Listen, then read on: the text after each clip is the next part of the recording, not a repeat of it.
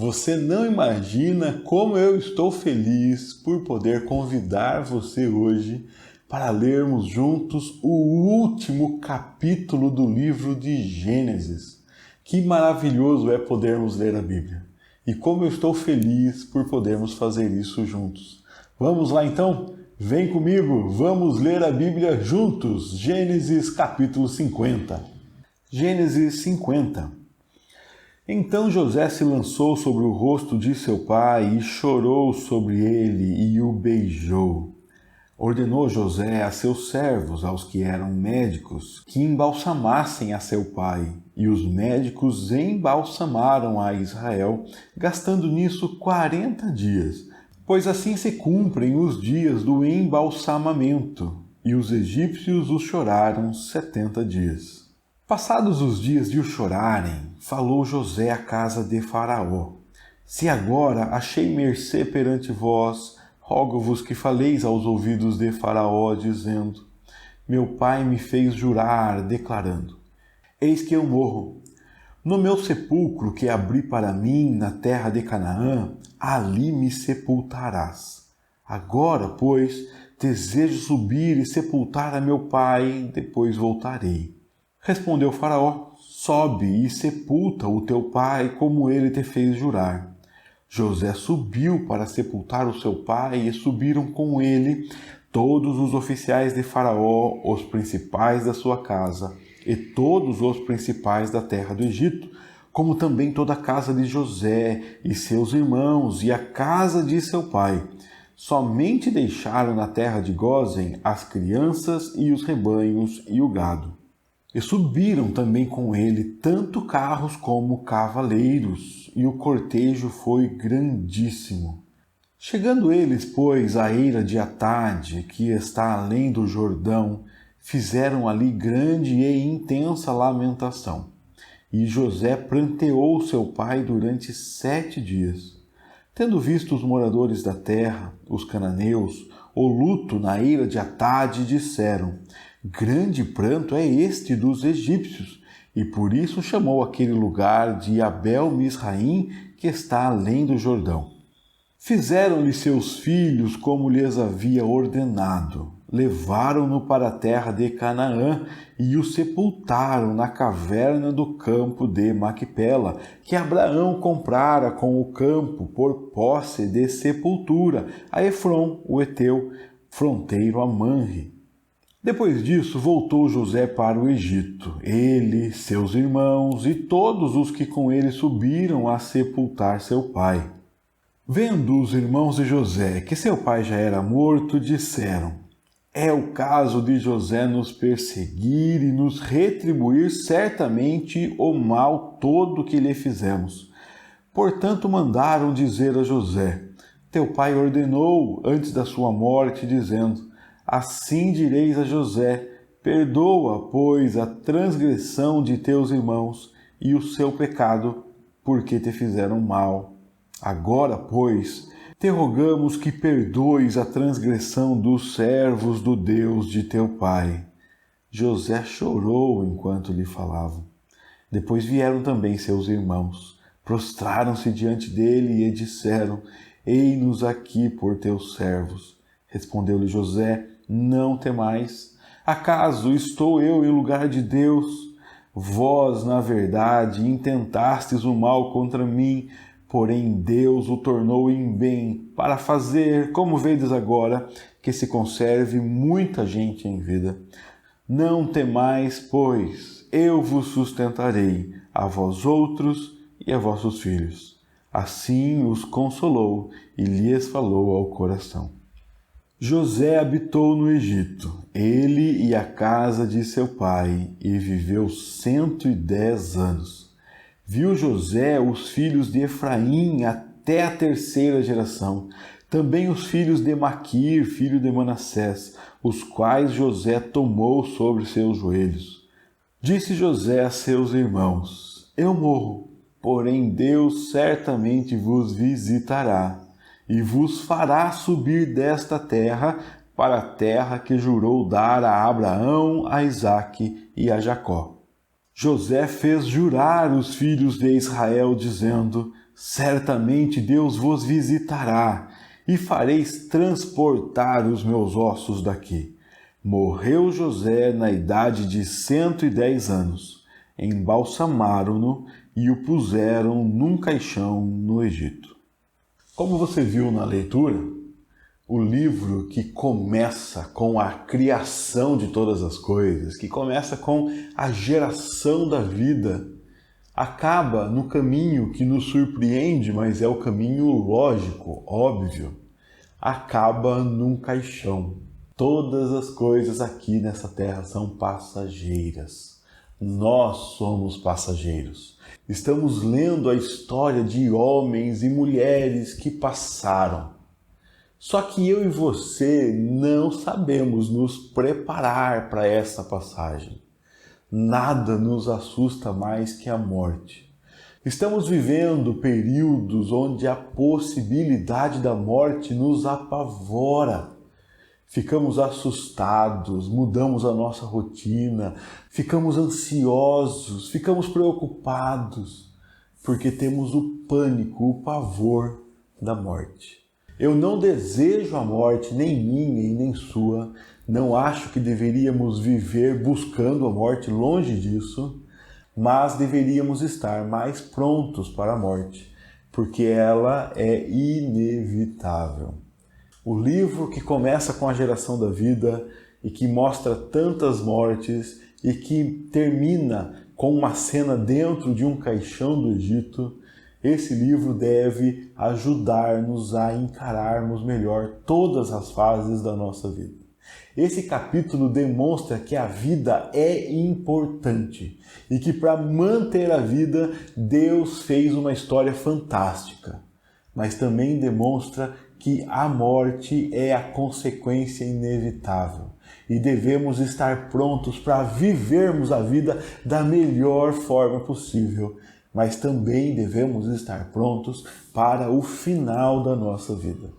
Eu sei que essa não é uma conversa agradável, mas vamos lá, vamos rever o texto e vamos ver como esse texto deve nos levar a vivermos intensamente, mas também estarmos prontos para o final da nossa vida. Que Deus fale conosco, que Deus abra os nossos olhos, os nossos ouvidos, o nosso coração e que a mensagem dele ache morada em nossa vida e transforme a forma como vivemos.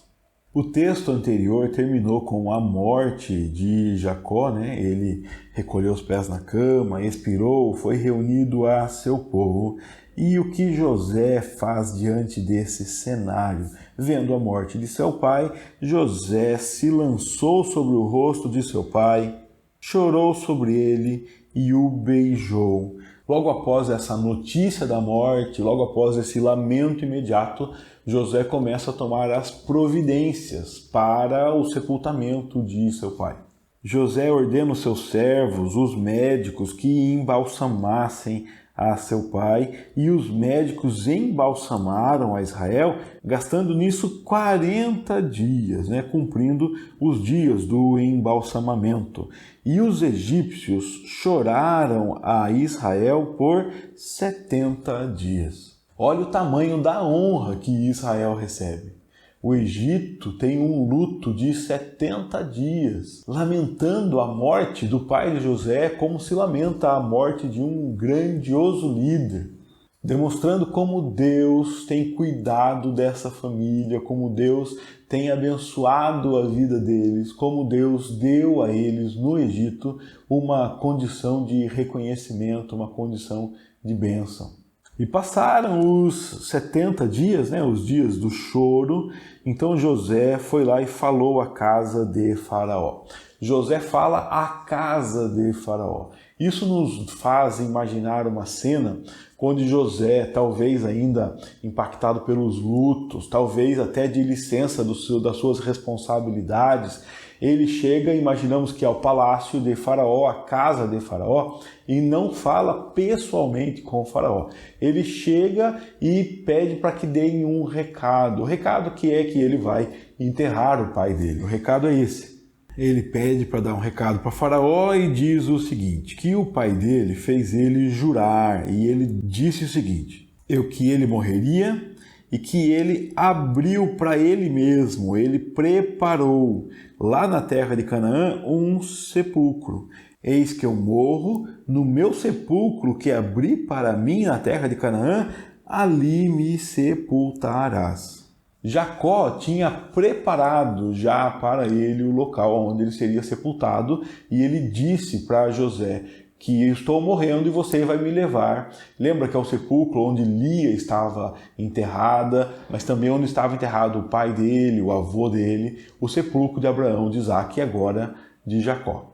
E José diz para Faraó então: eu desejo subir e cumprir a minha promessa, sepultar meu pai e depois eu volto. E o texto diz que Faraó mesmo quem respondeu. Faraó disse: vai, sepulta o seu pai como você jurou. E José então foi sepultar o seu pai. E olha o cortejo que demonstra grande honra, Subiram com ele os oficiais de Faraó, os principais da casa, os principais do Egito e todos da casa de José e os irmãos de José e todos da casa de Jacó. Ficaram lá na terra de Gósen apenas as crianças, o rebanho e o gado.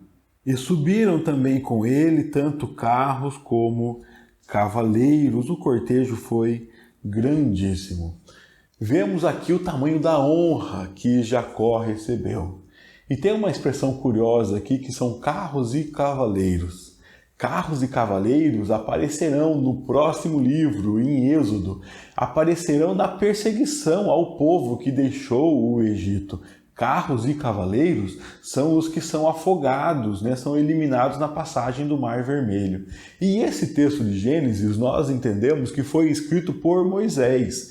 Então é um texto escrito pós-saída do Egito, um texto que é dado para o povo que saiu do Egito ler. E esse povo que foi perseguido por carros e cavaleiros, vê como Deus, por sua graça, fez Jacó ser honrado por carros e cavaleiros. Quando eles chegaram, então, à terra além do Jordão, a terra de Canaã, lá de novo eles fazem um pranto e por 7 dias eles choram a morte de Jacó. Tanto que os moradores da terra, os cananeus, quando viram o luto, falaram: olha que sofrimento, Inclusive deram um nome ao local que está ligado ao sofrimento, ao lamento, ao pranto.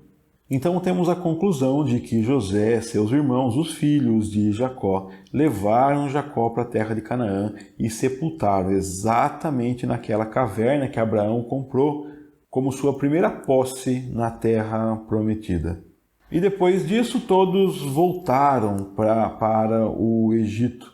José, seus irmãos, todos que foram com ele para sepultar o pai. A morte de Jacó e todo esse sepultamento, toda essa honra e a viagem de sair do Egito para depositar o corpo dele lá em Canaã demonstram um grande preparo para esse momento. Jacó chamou os filhos de José, adotou os meninos, abençoou. Jacó chamou todos os seus filhos sanguíneos, os abençoou também. Ele preparou tudo para o cenário da sua morte. Não apenas criando o ambiente, mas preparou também tudo o que deveria acontecer após a sua morte. A mensagem de Jacó durante o processo de sua morte é uma mensagem que faz os seus filhos olharem para as promessas de Deus. Jacó fala assim: eu estou morrendo, mas não acabou. Eu estou morrendo, mas existe uma promessa. Vocês sairão daqui para a promessa divina. Olhem para a promessa divina. Levem o meu corpo para a terra onde Deus os levará. Olhem para a promessa. Ele continua olhando para a palavra de Deus, continua pregando aos seus filhos a veracidade, a importância da palavra de Deus. Faz a sua descendência olhar para quando as promessas de Deus serão cumpridas. Preparando a sua morte, ele proclama que o Deus da sua vida é também o Deus da sua morte. Ele proclama que sua morte não é um acidente. Ele proclama que a vida anda assim e que ele está preparado para a caminhada da vida e a caminhada que inclui o final desta vida. Assim que José sepulta o seu pai, os irmãos de José ficaram preocupados, porque agora o pai já era morto e eles começaram a pensar: será que José vai nos perseguir? Será que ele vai nos retribuir o mal que fizemos para ele? Então eles mandaram mensageiros a José para dar um recado para ele. Fala: José, o seu pai deu uma ordem enquanto estava vivo e disse: digam para José perdoar os irmãos dele, perdoar a transgressão e o pecado, porque certamente os irmãos dele fizeram mal. Então agora nós pedimos que agora você perdoe a transgressão de nós que somos servos de Deus do seu pai. E José chorou enquanto falavam. Parece-nos que aqui é uma armação dos irmãos dele para ganharem aí a certeza de que José não os retribuiria com mal. Uma pessoa geralmente julga a outra a partir do que ela mesma faria. Quando você imagina que alguém é capaz de fazer alguma coisa, que alguém deve fazer alguma coisa, é possível que você esteja avaliando, pensando no que você faria. E esses irmãos de José aqui, certamente, quando tiveram a oportunidade e a força para fazer mal a José, assim fizeram. E eles já ficaram assustados quando José se revelou para eles, imaginando que José usaria a força para fazer mal a eles. E José não fez. E agora eles imaginam: será que José nos tratou bem só em honra a nosso pai, em respeito a nosso pai, e agora que nosso pai faleceu, ele vai nos pagar o mal com o mal? Será que não é isso? Então eles mandam esse recado a José, alguém avisar para José: olha, o seu pai falou para você não maltratar os seus irmãos agora. E nós temos a cena de que José chora. Não há explicação do porquê do choro de José. Parece-me até que há uma frustração com esses irmãos tão ingratos, né? Que fala: será que eles não perceberam ainda que eu os perdoei? Será que eles não perceberam que eu celebrei o fato de ter uma família? Será que eles não perceberam que eu podia ter feito mal a eles e não fiz? Será que eles não percebem o meu amor? Parece-me que José chora aqui porque os irmãos não reconhecem o amor dele. Os irmãos de José, também chegam e se prostram diante de José e dizem para ele: estamos aqui e somos seus escravos. E José responde: por que ter medo? Vocês acham que eu estou no lugar de Deus, que eu vou retribuir o mal que vocês fizeram? Vocês, na verdade, fizeram mal sim, porém Deus tornou o mal em bem, assim como ele já tinha falado quando encontrou os irmãos: vocês fizeram mal e Deus transformou o mal em bem. Vou valorizar mais o mal que vocês fizeram ou o bem que Deus fez? Valorizarei mais o desprezo, a angústia, o sofrimento ou toda a graça de Deus, todo o benefício de Deus? Valorizarei mais as ansiedades que passei sem saber o que faria, ou valorizarei mais a revelação do plano majestoso de Deus que ele estava fazendo através de todo aquele sofrimento, de toda aquela cena ruim? Eu não estou no lugar de Deus para julgar. Deus transformou o mal em bem. Deus me fez bem. Vou olhar para o bem que Deus me fez e não para o mal que um dia sofri. E Deus fez esse bem que vocês veem agora para que se conserve muita gente em vida. Então não temam, pois eu sustentarei a vocês e a vossos filhos. E José consolou, essa palavra foi um consolo aos corações deles. E aqui nós vemos como Deus valoriza a vida. Deus traçou um plano que nós já vimos, o pré-anunciação dele para Abraão, quando Deus fala para Abraão: a sua descendência será grande, será escrava em terra alheia, mas eu vou fazê-los crescer lá, depois os tirarei de lá. E nós vimos mais de perto, desde que começamos a acompanhar a história de José, o caminho de Deus para a concretização desse plano. Deus quer preservar vidas. Deus está fazendo para si um povo, o povo de Deus, o povo de Israel, e Deus está escrevendo essa história para isso. E agora, através de José, Deus continua falando para esse povo: eu sustentarei vocês, eu cuidarei de vocês, vocês terão tudo o que precisam. E José é instrumento para compartilhar a graça de Deus. E é fantástico como Deus pega uma pessoa que tem tudo, segundo os nossos padrões, tudo para compartilhar o mal, tudo para fazer o mal, todo direito de fazer o mal, como nós sempre avaliamos pelos nossos padrões, e pega essa pessoa e faz com que ela faça o bem. Deus escolhe uma pessoa que, segundo a nossa justiça, poderia fazer o mal, poderia pagar com o mal todo o terrível mal que fizeram ele passar. Acontece que ele recebeu o mal de seus irmãos, mas recebeu graça de Deus. O que é que ele dará agora? Ele dará graça, ele dará misericórdia, ele dará o que recebeu.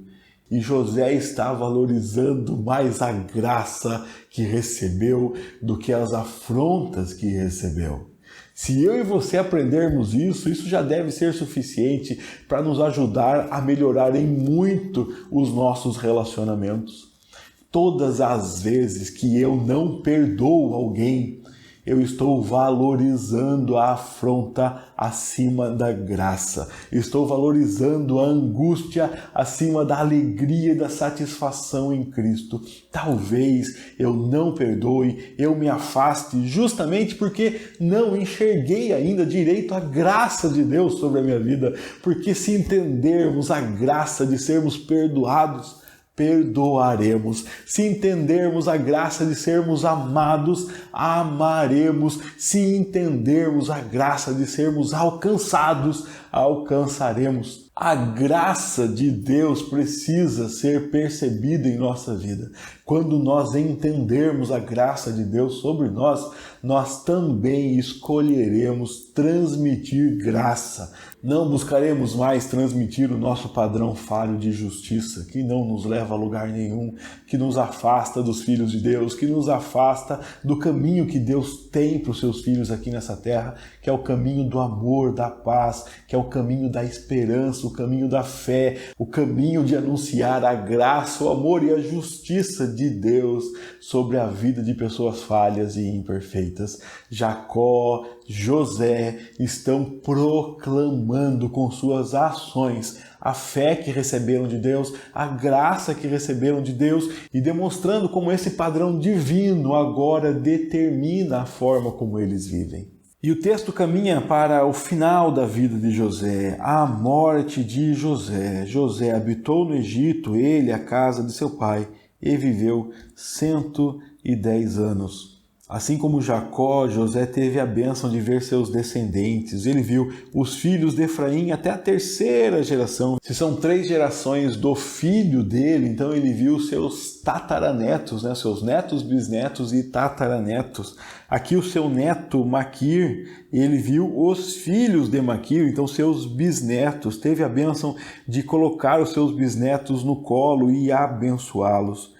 E José diz ao povo: eu morro, porém Deus certamente vos visitará. Deus tirará vocês dessa terra e levará para a terra que ele jurou dar a Abraão, Isaque e Jacó.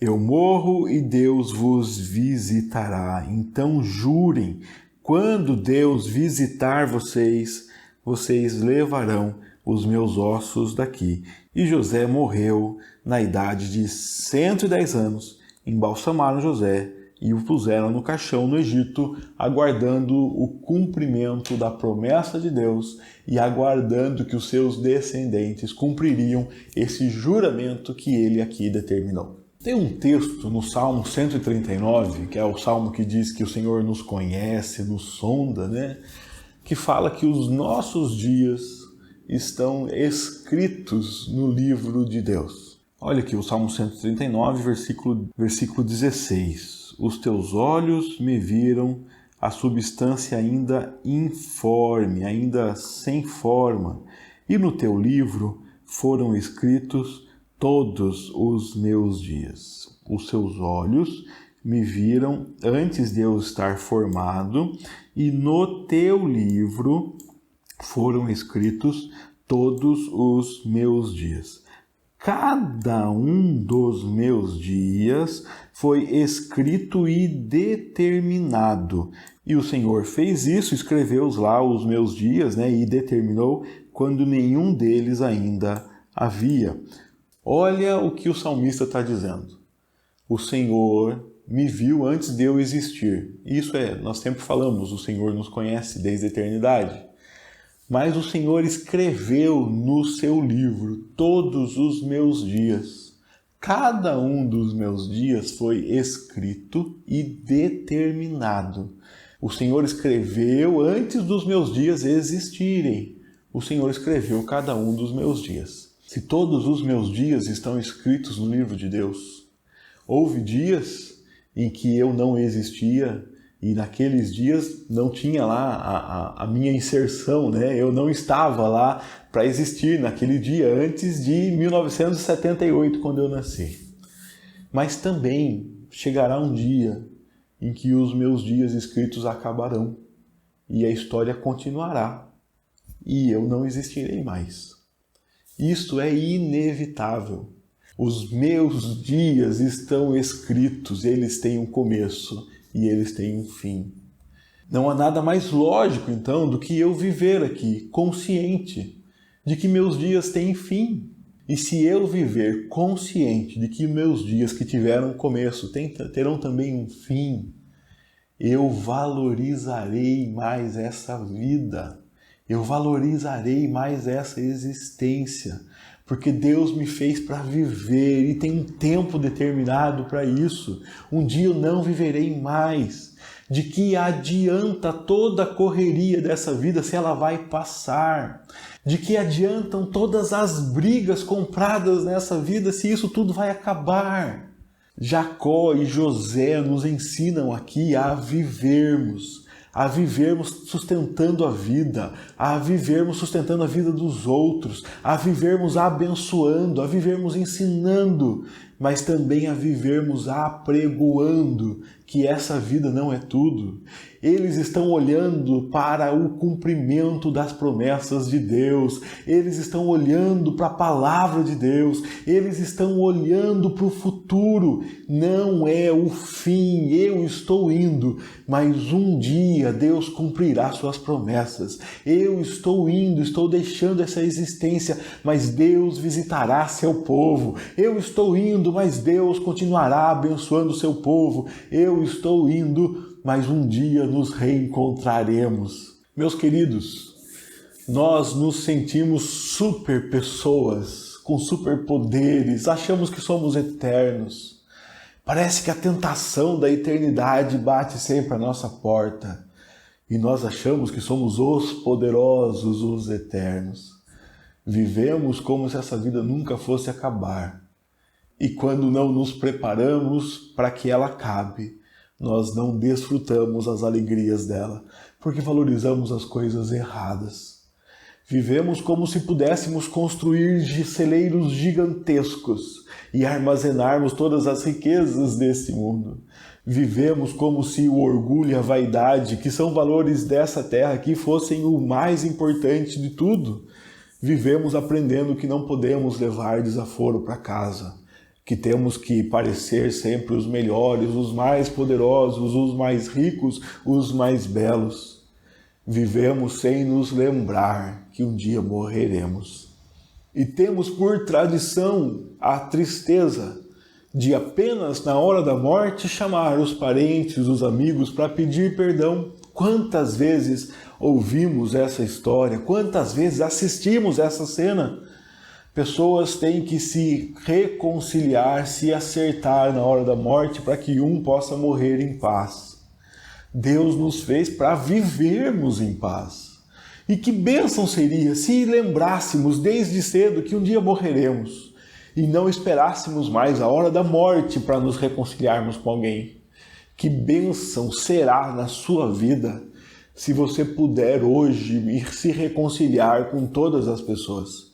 Que bênção será na sua vida se você puder hoje abraçar os seus queridos. Que bênção você viverá hoje se você puder se reconciliar e se preparar hoje como se você fosse morrer hoje. Para que você morra hoje, não é isso que eu quero. Mas para que você viva não carregando mais os erros do passado, as angústias, não valorizando mais as desavenças, não valorizando mais as afrontas que você recebeu, mas valorizando a graça de Deus, que te faz não querer assumir a posição de Deus e punir pessoas, mas que te faz abraçar pessoas como você foi abraçado, alcançar pessoas como você foi alcançado, perdoar pessoas como você foi perdoado, amar pessoas como você é amado, amado por Deus, perdoado por Deus, alcançado por Deus. Que a notícia do caixão do Egito nos ajude a vivermos a vida de Deus em nós, a proclamarmos a vida de Deus em nós, a proclamarmos que essa vida não é tudo e que o fim dessa vida não é o fim. Um dia Deus nos levará à terra prometida, um dia estaremos juntos de novo, um dia continuaremos vivendo a vida que Deus colocou em nós, a vida eterna. Que Deus te abençoe com vida de verdade, com vida para sempre. E que a vida de Deus te leve a viver aqui com mais amor, com mais harmonia, com mais paz. Que Deus abençoe você. Foi um privilégio ler a Bíblia com você e espero que possamos continuar lendo a Bíblia juntos enquanto Deus assim nos permitir. Um grande abraço e até o nosso próximo estudo, se Deus assim quiser.